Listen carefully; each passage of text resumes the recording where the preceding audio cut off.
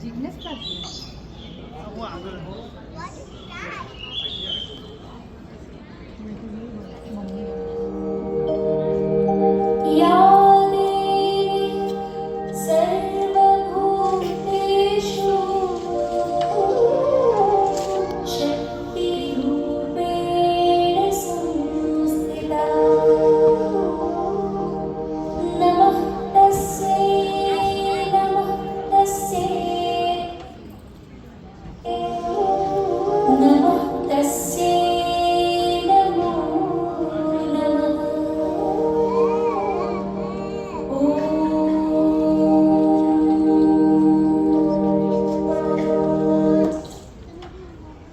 જય શ્રી કૃષ્ણ everyone. માત્ર દેવો ભવા.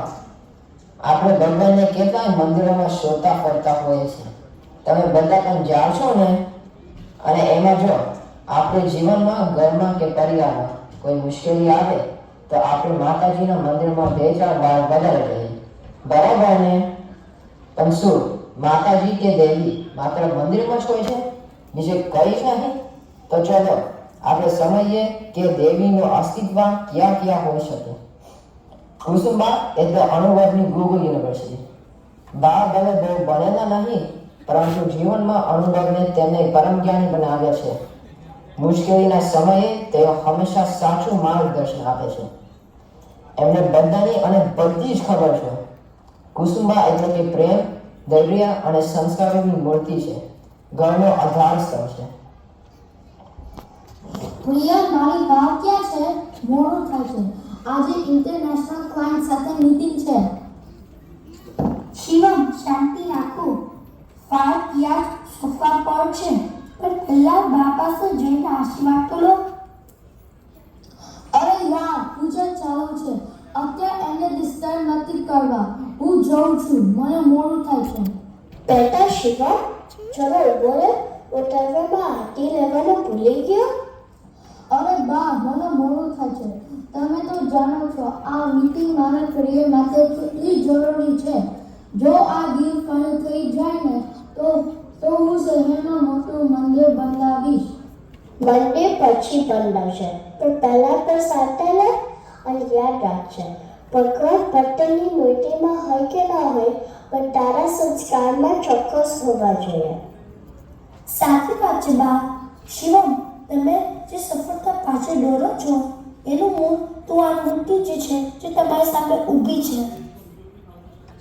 તું શું કહેવા માંગે છે પ્રિય? શિવમ, તમે મંદિરમાં જઈને 1000 રૂપિયા ચલાવો છો, પણ ક્યારે વિચાર્યું છે કે જ્યારે તમે માંગી આપતી હતી ત્યારે આખી રાત જાગીને કોને પ્રાર્થના કરી હતી? મને ખબર છે કે બાએ તમને કેવી રીતે મોટા કર્યા હતા. જ્યારે ઘરમાં ખાવાનું પૂરતું પડતું ન હતું ત્યારે મને ભૂખ ન હતી એ કહીને પોતાનો ભાગ તમને કોણે આપ્યો હતો? તમારા જીવન ઘટનામાં જેમને અનાર ભોગ આપ્યો છે એ આપણે માટે દેવી નથી તો કોણ છે? તે દીકરા, એ તો માની ફરજ છે. એમાં હું કઈ દેવી બેવી નથી બની જતી. ના બા, પ્રિય સાચું કે છે. અમે બહારના ભગવાનને ભજવામાં ઘરના જીવતા જાગતા ભગવાનને ભૂલી જઈએ છે. લોકો કહે છે કે ભગવાન બધે પહોંચી શકતા નથી એટલે તેણે માં બનાવી. પણ હું કહું છું કે માં પોતે જ ભગવાનનું બીજું નામ છે. આજની મીટિંગ તો શું, દુનિયાની કોઈ પણ ગાલ હું જીતી શકીશ, કારણ કે મારી પાસે આ મધર ઇન્ડિયાના આશીર્વાદ છે. પાગલ છો તમે બંને. ચાલો, તારું મોડું થાય છે. વિજય ભવા. મારા દાદીમાં નાનપણમાં કાયમ દેવી માતાના ચમત્કારોની ઘણી વાર્તા કહેતા. ત્યારે એક વાર મેં એમને પૂછેલું કે દાદી, તમે કહો છો કે દેવી માતા પાસે અષ્ટભુજા હોય છે, 8 હાથ, અને તે બધાનું રક્ષણ કરે છે, તો એ ચમત્કારો આજે કેમ નહીં દેખાતા? મમ્મી, મારું સ્કૂલની ફોન નથી મળતું. મમ્મી, મારી પેન્સિલ નથી મળતી. મમ્મી, મારા મોજા પણ નથી મળતા. મમ્મી, મારી બનીની નોટબુક ક્યાં છે? મમ્મી, તમે જલ્દી કેમ નથી કરતા? મમ્મી, મારું શર્ટનું બટન તૂટી ગયું. મમ્મી, શાંતિ રાખો તમે બંને. અગરથી તૈયારી કરવી નથી એ છેલ્લે દોડાદોડી કરીને મમ્મીને હેરાન કરો છો. થોડું પોતાનું કામ કરતા શીખો. તમારી મમ્મીને પણ નોકરી જવાનું છે હજી, અને એમ પણ તમારી જેમ 2 જાત છે. પણ તારી યુનિફોર્મ તારી કબાટમાં અને મોજા બંધ સાથે છે. જે તારી પેન્સિલ અને કલરની નોટબુક તારી સ્કૂલ બેગમાં મૂકી છે. કબાટમાં બીજું ખાનામાં યુનિફોર્મ પહેરી લે. અને લો, તમારી લંચ રેડી છે. તમારી સ્કૂલ બેગ મૂકી છે. ચલો શૂઝ પહેરી લો. તમારી સ્કૂલ બસ આવી જશે. હે માતાજી, મારા બાળકોને સુખી રાખજે. એને સદબુદ્ધિ આપજો. ખૂબ જ તેજસ્વી બને, ખૂબ ભણે એવી પ્રાર્થના. બા, હું પણ નીકળું છું. તમારે લંચ ટેબલ પર રાખ્યું છે એ સમયસર ખાઈ લેજો, અને સાથે તમારી દવા પણ યાદ રાખી લઈ લેજો. તું ચિંતા ના કર, હું સાંજનું ખાવાનું બનાવી રાખીશ. અરે નહીં બા, તમે માત્ર શાક સમારી રાખજો. હું સાંજે આવીને ફટાફટ જમવાનું બનાવી દઈશ. ચલો, જય શ્રી કૃષ્ણ. હા, તો યાદ છે, મેં મારા દાદી માને પૂછ્યું હતું કે દેવી માતા પાસે અષ્ટભુજા હોય છે અને તે બધાનું રક્ષણ કરે છે. તો એ ચમત્કારો આજે કેમ નથી દેખાતા?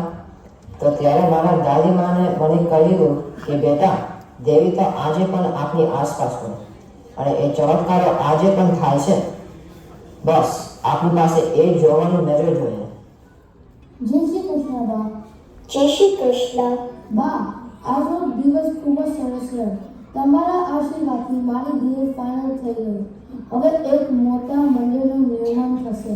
બહુ સરસ દીકરા. બા, એક સરસ મજાની વાત કહું. એ મંદિરમાં અષ્ટભુજાવાળી દેવીની સ્થાપના થવાની છે. બા, અષ્ટપૂજા એટલે? અષ્ટપૂજા એટલે 8 હાથ. બા, માણસને પણ 8 હાથ હોય કે? હોય ને, પણ એ દેખાતા નથી હોતા. 8 હાથ એટલે કે 8 હાથ કરી શકે એટલું કામ કોઈ એક વ્યક્તિ કરી શકે. એટલે કે મમ્મી તો રોજ કેટલા કામ એક સાથે કરે છે, અને પપ્પા? હા, એ વાત તો સાવ સાચી છે. બિલકુલ સાચું કહ્યું દીકરા. તમારી મમ્મી રોજ આપણા બધા માટે કેટલા બધા કામ કરે છે. સવારે તમને તૈયારી કરવા, નાસ્તો લંચ બનાવવા, ઓફિસ જવાનું, સાંજે આવીને ફરી રસોઈ બનાવી, તમને ભણાવવાનું, અમારી સંભાળ રાખવી, કેટલા કામો કરે છે એ. બેટા, તમારી મમ્મી પાસે ભલે અષ્ટભુજા ના હોય, પણ એને કામ, શક્તિ અને પ્રેમ એ દેવી જેવા છે. એ જ આપણી સાચી નારી શક્તિ છે, જે ઓછા સાધનોમાં પણ ઘરને સ્વર્ગ જેવો રાખે છે. બા, હવે મને સમજાઈ ગયું કે દેવી પાસે 8 હાથ કેમ હોય છે. લોકો જેને મંદિરમાં શોધે છે એ મમતા અને શક્તિનું સંગમ એટલે મારી માં. દુનિયા ભલે પથ્થર પૂજે, અને મારો મન તો આ ચરણમાં ચારેધામ છે. જેની આંગળી પકડીને સૃષ્ટિ લખી એનાથી મોટો કોઈ ગ્રંથ નહીં, અને જેના આશીર્વાદ માથે હોય એનાથી મોટો કોઈ દેવ નહીં. મંદિરમાં સ્થાપેલી મૂર્તિને તો આપણે શણગારી છે, પણ જેને આપણા જીવનને સંસ્કારોથી શણગાર્યું છે એ સાક્ષાત લક્ષ્મી એટલે મારી માં ને બા. માતૃદેવો ભવ.